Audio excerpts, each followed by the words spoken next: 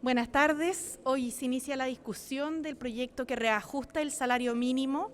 y con esto damos cumplimiento a una de las medidas del programa de gobierno del presidente Gabriel Boric en torno a avanzar en el salario mínimo para las y los trabajadores de nuestro país, que bordean más de 800.000 personas, con un primer escalón que compromete la suma de 50.000 pesos y que van a reajustarse en dos tiempos. En primer lugar, con un reajuste a contar del 1 de mayo por la suma de 30.000 pesos, lo que deja el salario mínimo en 380.000 pesos, y en un segundo tiempo al 1 de agosto alcanzando los 400.000 pesos. Este reajuste es producto de un acuerdo con la CUT, el cual aborda, junto con las temáticas de reajustes salariales, otras temáticas de índole laboral y previsional, en la cual como gobierno nos hemos comprometido a avanzar. En este sentido, dentro de la agenda laboral y previsional, además se establecen medidas en torno a avanzar en la cobertura y las prestaciones del seguro de cesantía, así como también en la reforma previsional y en la ratificación del convenio 190 de la OIT para eliminar todas las formas de violencia dentro del espacio laboral. Ministro. Muy bien, buenas tardes. Uno de los elementos novedosos de este acuerdo y de este proyecto de ley es la protección adicional que entrega frente a aumentos de la inflación. Esta protección en este proyecto de ley es en tres niveles. Primero, respecto de lo que ocurre si es que la inflación al término del año es superior a 7%, en cuyo caso se agrega un incremento adicional del ingreso mínimo hasta 410.000 pesos a contar de enero próximo. En segundo lugar, hay un complemento de la asignación familiar para cubrir el aumento de costo de la canasta básica de alimentos, tomando el incremento en 12 meses, que se irá ajustando mes a mes de acuerdo a esas variaciones anuales y que se va a entregar por cargas familiares, tanto para beneficiarios de la asignación familiar como del subsidio único familiar. Y el tercer nivel corresponde a este observatorio de los precios de la canasta básica de alimentos, que está en el acuerdo con la CUT, que no es necesario legislar porque está incluido, es posible implementarlo por la vía administrativa. Esto se agrega a otras medidas de protección de los ingresos familiares frente a la inflación, de los cuales esta mañana se dio cuenta de una de ellas, que tiene que ver con la estabilización del precio de la parafina, que se suma a la estabilización de los precios de las gasolinas, a las medidas que se van a tomar en relación al precio de la electricidad, del gas licuado y el congelamiento de los precios de las tarifas del transporte colectivo. Con ese conjunto de medidas, es decir, considerando tanto la protección de la canasta básica de alimentos como de los distintos tipos de combustible y el transporte, se va a estar cubriendo aproximadamente a un 40% del consumo de los hogares de los primeros 2 quintiles de hogares, lo cual creo que en la historia reciente de la inflación en Chile es una medida inédita y que se hace cargo de lo que es el impacto del aumento de la inflación sobre el poder adquisitivo de los ingresos de los hogares. Así que eso también forma parte de esta iniciativa y se complementa con otras iniciativas legales y administrativas que están en curso y que ya se han anunciado. Ministro. Bueno, muy buenas tardes. Junto con lo que se ha anunciado hasta ahora, este proyecto de ley que está ingresando contempla de forma inédita un subsidio a las empresas de menor tamaño, de manera tal de que el aumento del salario mínimo no le implica a estas un mayor costo. Este subsidio lo que va a hacer en términos prácticos es cubrir el alza del salario mínimo que está por sobre la inflación, es decir, el alza del salario mínimo real, e insisto, es un subsidio que va a ir a la empresa, lo que representa algo que no hemos tenido con anterioridad en la discusión del salario mínimo. En términos prácticos, esto va a significar que una empresa que, por ejemplo, tenía 10 trabajadoras con salario mínimo anterior a la reforma, por ejemplo, en febrero del 2022, esa empresa va a recibir desde mayo 220.000 pesos cada uno de los meses. Si además se gatilla producto de una inflación por sobre el 7% durante el mes de entre diciembre y diciembre, ¿no es cierto?, de diciembre del 2022 hay una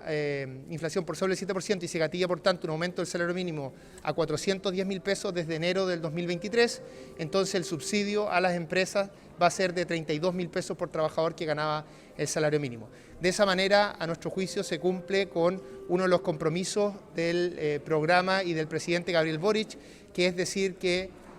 los importantes avances que tienen que existir para las y los trabajadores no van a ser en desmedro de las empresas de menor tamaño, sino que van a ser en conjunto. Y esperamos que, y es nuestro compromiso, que esto así sea en las políticas que vienen para más adelante. Muchas gracias. Le quería preguntar, no sé si puede ser quizá la ministra del Trabajo, Sí, respecto de la situación del ingreso mínimo garantizado, si que nos podría aclarar si efectivamente va a haber personas que van a recibir quizás menos aumento del salario o sobre algunos diputados de oposición han dicho podrían recibir menos. ¿Es efectivo? ¿Se lo podría aclarar? La discusión que hoy día nos convoca es la que se da en el marco del acuerdo CUT-Gobierno a efecto de reajustar el salario mínimo, toda vez que estamos convencidas y convencidos de que con el diálogo podemos abrir aumentos y mejoras efectivas, espacios de avance reales para las y los trabajadores. La discusión respecto de la ley del ingreso mínimo garantizado que dejó el gobierno anterior y que diseña una política pública que no focaliza en la pequeña y mediana empresa, sino que hace una transferencia de carácter universal, incluida también los grandes empleadores, tiene otros tiempos legislativos. Hoy día nos convoca a discutir el salario mínimo y en esa condición, en un aumento permanente en el tiempo para las y los trabajadores, es la que queremos avanzar.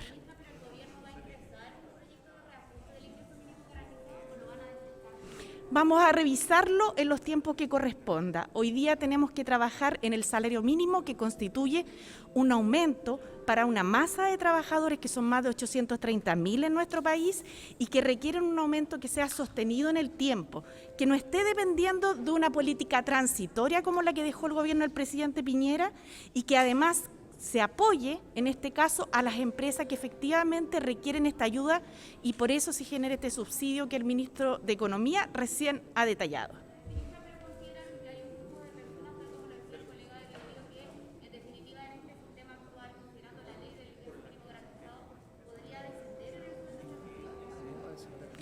No va a pasar en este momento esa situación y los efectos que se pudieran eventualmente producir son temas que vamos a ir analizando en los minutos que dichas situaciones pudieran darse. Pero hoy día lo que tenemos que hacer es avanzar en un mecanismo que nos permita reajustar el salario mínimo para todos los trabajadores en régimen. Y eso es lo importante, porque aquí se ha generado una transitoriedad, una norma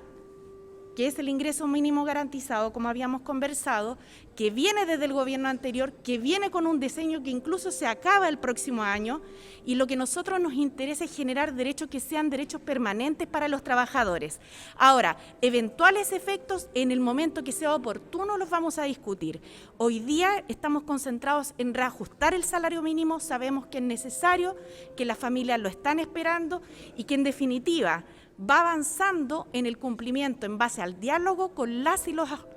los trabajadores en una agenda que se va complementando con otras medidas, porque junto con el salario mínimo además se reajusta la asignación familiar y el subsidio único familiar en el mismo monto que más de un 14% reajusta el salario mínimo y que llega no solo a los 800.000 trabajadores, 830.000 trabajadores que hoy día reciben el salario mínimo, sino que a 1.600.000 hogares, que se complementa en segundo lugar con este mecanismo de ajuste de precio en torno a la canasta básica y que en tercer lugar se complementa con este subsidio a las pymes, porque como ha señalado el ministro Grau, son generadoras de buena parte del empleo en nuestro país y es muy relevante también cuidarlas para efectos de que se avance en empleabilidad y formalización en el empleo.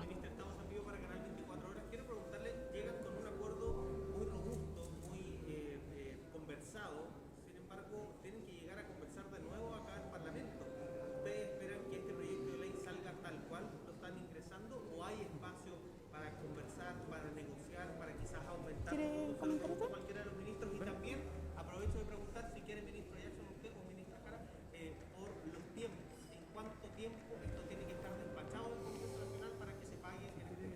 Sí, nuestro ministro secretario general de la Presidencia va a comentar, pero solo quisiera señalar una cosa previamente. Es muy importante el valor del diálogo entre el gobierno y las organizaciones de trabajadores. Aquí hace 6 años que no había acuerdo, y este acuerdo en el cual hemos avanzado en reajustar el salario mínimo constituye, por cierto, un avance. Esperamos que los parlamentarios hagan sus presentaciones, efectivamente hagan sus consultas, las conversaciones que tenemos que llevar con ellos y con ellas son muy relevantes, son un poder autónomo del Estado y, como ha dicho el presidente, no son una caja buzón, pero tenemos claridad que venir desde un acuerdo en el cual se ha logrado converger con las organizaciones de trabajadores en un tema tan relevante, por cierto, tiene un valor adicional. Sí, sobre la tramitación, el proyecto de reajuste del salario mínimo viene con una urgencia de discusión inmediata. Es un proyecto que lo que esperamos y lo que hemos conversado también con las jefaturas de bancada y con quienes presiden las comisiones pueda estar despachado de esta Cámara esta semana y que de esa manera la próxima semana pueda tramitarse en el Senado y también poder despacharse desde ahí.